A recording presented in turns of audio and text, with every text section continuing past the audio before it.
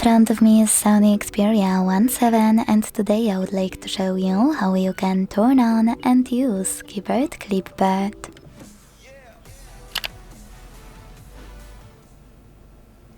Begin by launching your keyboard and hitting Clipboard at the top of it. Then use this switcher at the top right corner to activate it, and go back thanks to this arrow at the top left one. Now to use Clipboard, you need to copy or cut any text. And to paste it instantly, click on it at the top of your keyboard. To paste it later on, but within an hour, click on Clipboard and tap on your text over here.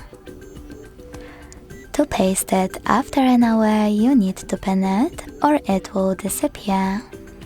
To do that, hold it and choose pin icon from the pop-up. You can unpin it the same way. To delete it, you can either swipe it to the right or hold it and click on Delete button. To disable Clipboard completely, use the same switcher as before.